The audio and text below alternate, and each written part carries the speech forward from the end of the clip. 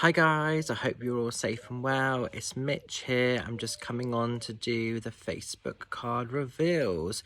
Just doing today's sort of reading reveal in my garden because it's such a beautiful day. As you can see, we've got all these gorgeous, beautiful, lovely flowers. And then the other side, we've got little man just literally sleeping away. So that's kind of interesting. Sorry, my eyes are really streaming because I'm still getting the odd little bit of hay fever. So apologies for that.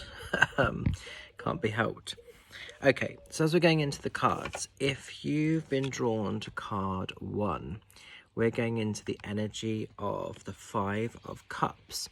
So when the Five of Cups shows, this is like almost sometimes feeling a little bit like victimized. This is sometimes feeling a little bit like we are focusing too much on the things, the problems that are going wrong, the things that are not quite working out, the things that feel a bit frustrating and almost are maybe triggering us at the moment or getting the better of us.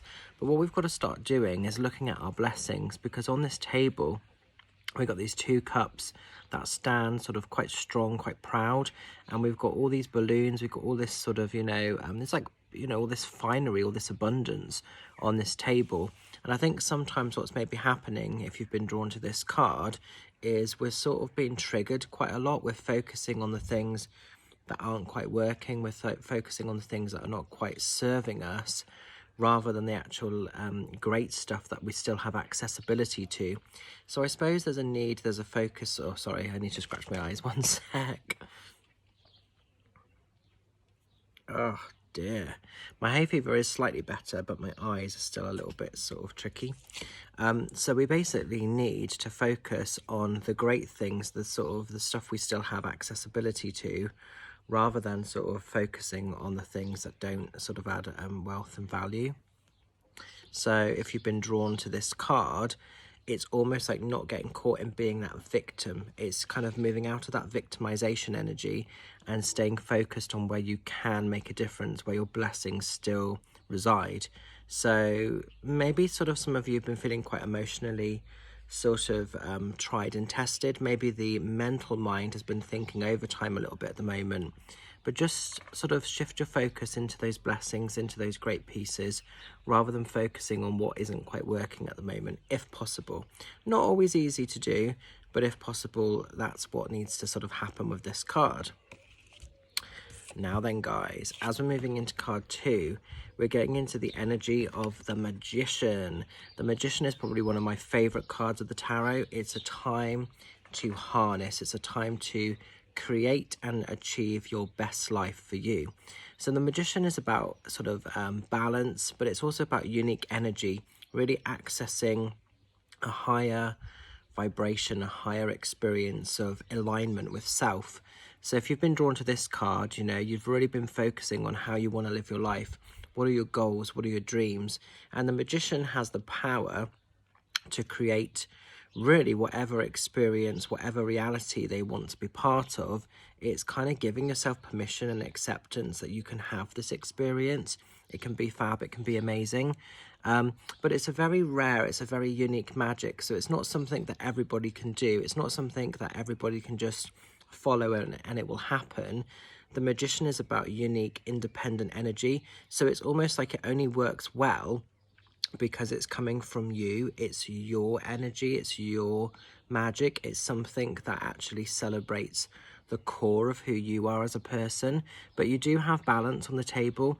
So you have all the suits, which indicate sort of stability, structure. So whatever you turn your hand to, it will pay off, it will come good. It will be fabulous, but it's being, oh, sorry if you can hear a car sort of passing. But it will be sort of fabulous, but it's about you being brave enough to just think, I can have, and I'm allowed this connection, I'm allowed this experience. So all the flowers are opening, all the roses are coming together. I've got my lovely rose bush behind me actually, so that's quite interesting. And yeah, it just feels like it's a time of blossoming. So even if you're still not sure of the destination or where you're meant to be going or how you're moving forward, things are changing for the better. But the Magician has to basically believe in themselves. And it's also about taking a risk, stepping out of your comfort zone, doing what you need to do in order to create the life you truly want to be part of. So a powerful time of transition. if you've been drawn to this card. This is why I don't do readings in the garden very much, guys, because my eyes are streaming. I'm suffering for you guys today on Facebook. Okay, and the final card, we're going into card 3, which takes us into the energy of the 5 of Pentacles. So if you've been drawn to the 5 of Pentacles, if you've been drawn to this card, there's been a little bit of a focus, there's been a little bit of an awareness about finances. Maybe for some of you, they've been feeling a little bit blocked or a little bit hindered. Maybe they're not as freely accessible as they would usually be. And again, it's a little bit like this victimization. Maybe some of you are focusing too much on the problems, the frustrations, the things that aren't quite going to plan. But this kind of cottage is housing all of these pentacles, all of this money. So even though maybe you can't see a way forward and you can't see how things are going to improve, and maybe you can't see how things are going to get better, they absolutely will get better. So it's sort of staying focused rather than getting overwhelmed with the hurdles and the things that you're going through.